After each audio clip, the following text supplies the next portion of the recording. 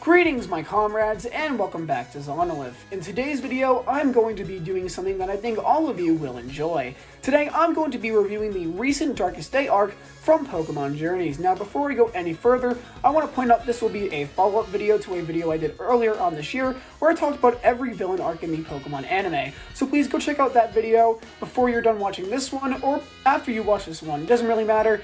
Just go check that out if you really want to know more about some of the opinions I have in today's video, because I will be talking about some of my opinions from that video as well. But enough about the past, let's focus on the most recent arc in Pokemon Journeys. The Darkest Day arc of the Sword and Shield chapter was a 4-episode long saga that focuses on Ash and Go going to the Galar region due to Ash's Dynamax fan glowing one night. This eventually leads into a grand adventure with Ash and Leon taking on the rampaging Dynamax Pokemon that have been appearing recently, and Go and Sonia working together to solve the mystery of the Darkest Day legend. The arc overall was amazing, and I hope we continue to have a lot more story arcs in Pokemon Journeys in the near future. But enough of me rambling. Today I'm here to give you my thoughts and my review of this arc.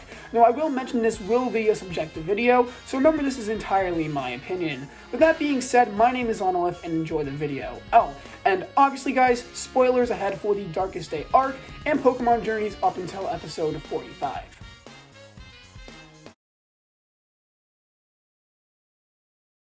So before we go any further, I want to make one thing clear. This video will not have me recapping any of the episode's events. This video will be me just talking about my opinions on the Darkest Day arc, and I would really much rather spend my time talking about my actual opinions than recapping something you probably already memorized in your head by yourselves. So the first episode of this arc was very solid for a beginning episode. How Ash and Go transition from Kanto to Galar is fine, it just served its purpose well, and the most of the episode is dedicated to establishing stuff and building up stuff for the rest of the Darkest Day arc. This arc had about a total of 3 minutes of build-up before the arc started, which is one of my biggest criticisms I have with the arc overall. But how well did the episode set things up? Well, to be honest with you, I think they did a very good job, and they executed it very well. The episode establishes the storylines for the arc in the first 22 minutes of the entire arc, and it wastes no time doing it. I mean, they even took out the Who's That Pokemon segment. The highlight of today's episode, for me, was definitely the moment when both Zacian and Zamazenta appeared. The atmosphere, the music, the reactions of both Ash and Go, all of it was fantastic and very well executed. Zacian and Zamazenta wouldn't do much later on, but I'm not going to hold that against this episode.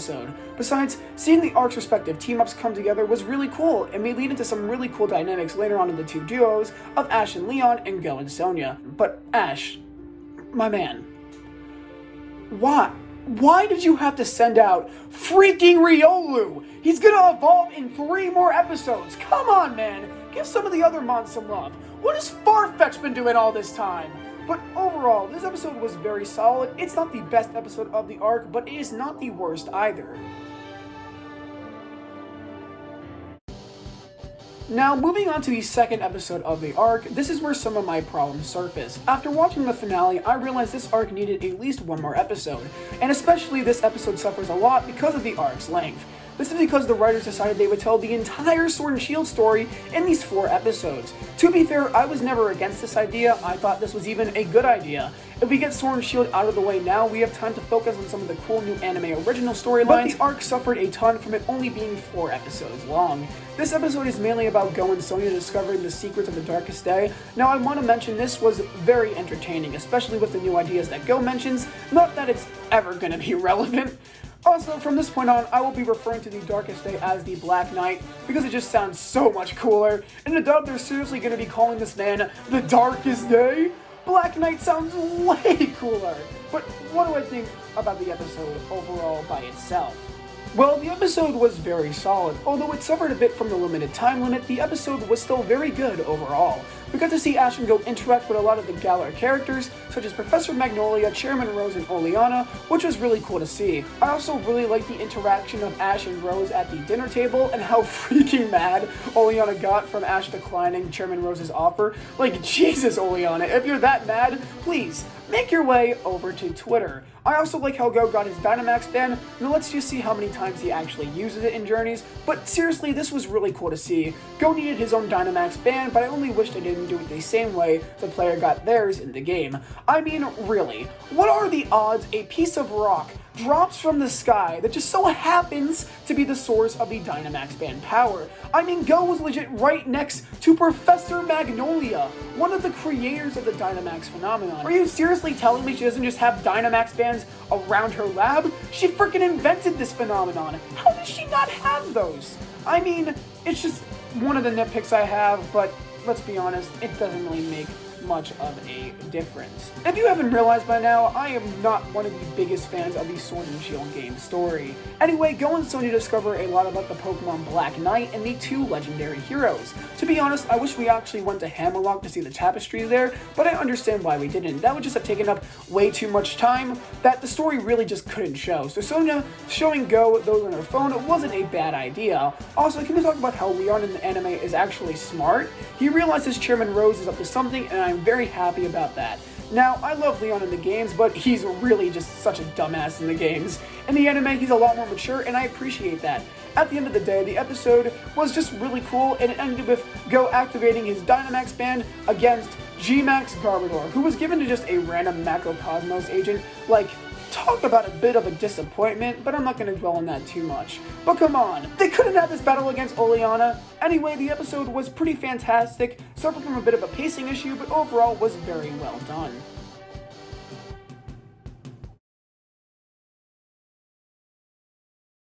So now we reach the climax of the arc with episode 43 of Pokemon Journeys. This episode is probably my least favorite, but it is far from a bad episode. So let me get out the few quick things that I really just briefly want to talk about before I talk about the main things I want to talk about. I like the fights in today's episode, and Eternus was actually quite intimidating. He felt like an actual threat and not something you could just chuck a Pokeball at, even though that's still what ends up happening in the end of the arc. I also really enjoyed Meowth Gigantamaxing and Rampaging. Something about it was oddly satisfying, but enough of that. The episode was overall okay, but what I really want to talk about today is the backstory we got for Chairman Rose. Thank you so much, Pokemon Journeys. This bastard right here was why the story of Sword and Shield was so bad in the games. The game's Chairman Rose is an impatient man-child whose good intentions are so unbelievable you can honestly make me believe Ash's dad was Mewtwo before making me believe that Rose was an actual good antagonist. I'm sorry, but Rose was easily the worst villain in all of Pokemon. But you want to know what the anime did? You want to know what they actually did? These people over here at the anime, these absolute legends, gave him actual motivation. Rose's father dying while working to maintain Galar's energy isn't the best thing to motivate a character by any means, but at least it's something. There was no reason Rose couldn't wait a damn 24 hours for the championships to be over. He just wanted to do it. In the anime, Rose doesn't talk about the stupid 1,000 Years plotline and has actual motivation for doing what he's doing, besides, I'm evil because the game told me I had to be. This is by far the best part of the episode, and potentially even this arc. The anime was also able to expand a lot on the Darkest Day storyline, which is kind of sad considering this was only 4 episodes long. But in the end, Rose's change in character from the anime, from the games, was a massive improvement and easily makes this arc 10 times better. As for how the episode ends, it has Ash and Go facing off against Rose and Oleana, while Leon goes to face Eternatus. And this is where the amazing finale of this arc comes into play.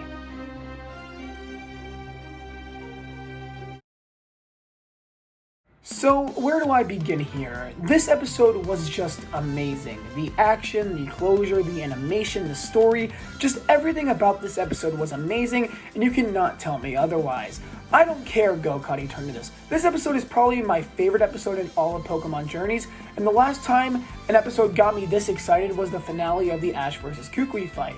First of all, the evolutions of both Riolu and Raboot were done amazingly. I like the dual evolution and it shows the progression of the two characters very well. I have to say, I think Riolu's evolution was handled a bit better, or maybe that's just my bias towards Lucario talking. Anyway, Ash and Go now have 2 awesome powerhouses on their team, and I cannot wait to see what they bring to the table in the future. I also love how Cinderace is back to its old self, not that I disliked Raboot or anything, I just prefer this version of the Pokemon more.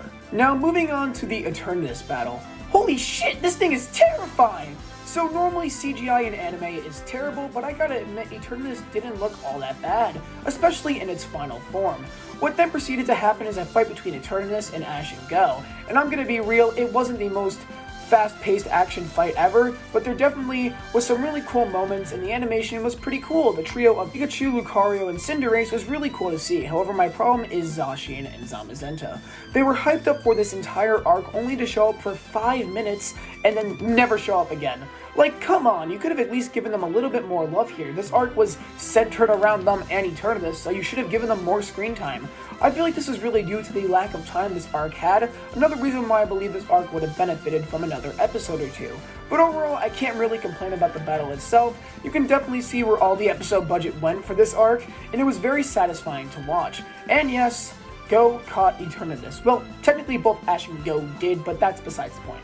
However, people should not complain about this because it has been established Eternatus has been locked away, so Go will not be keeping it. Come on, people, give Go a chance. It took freaking 60 episodes for Serena to get good. After all is said and done, Sonia becomes Professor and Ash and Go return home after returning the rusted sword and shield to the shrine in the Slumbering Weald. However, something very interesting was stated at the end of the episode. Chairman Rose is still out there. In the games, he turned himself in, but he didn't in this version. Perhaps the Darkest Day arc was just a setup for an even bigger villain arc to come in Journey's future. I mean, I hope we can all hope for that at least. In the end, I couldn't ask for anything more from this finale. A fantastic way to end off such an awesome arc. Oh, and I forgot to mention this earlier. Damn, Raihan, going for the date I see. What a player! In conclusion, the Darkest Day arc is far from Pokemon's best arc. But I mean, how could it be? They were working with honestly one of the worst stories in Pokemon history, and also condensed the entire thing into 4 episodes. But honestly, I have to applaud the creators here. They did a fantastic job bringing the Darkest Day to life. All the arc could have been benefited from another episode or two. The arc overall was one of the most solid ones we've gotten in a while.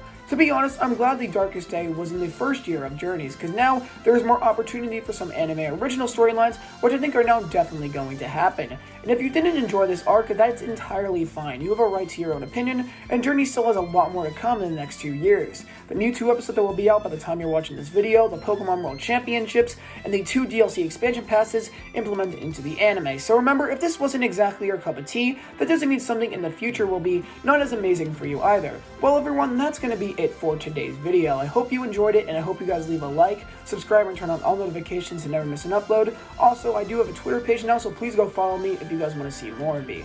Again, my name is Zanolith. Thank you guys so much for watching today's video, and I'll catch you guys later. Again, my name is Zanolith. Thank you guys so much for watching, and I will catch you guys later. And done. Thank God, that took so long to script, but I mean, the video will probably turn out really well in the end, but, you know, after writing that, I think there's something I need to take care of.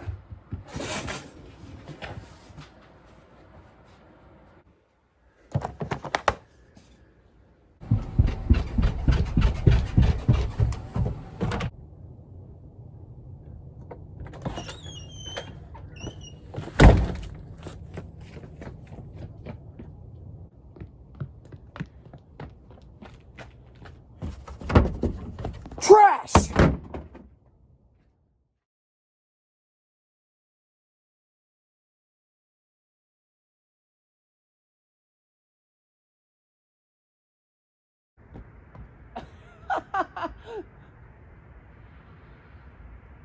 Are you kidding me?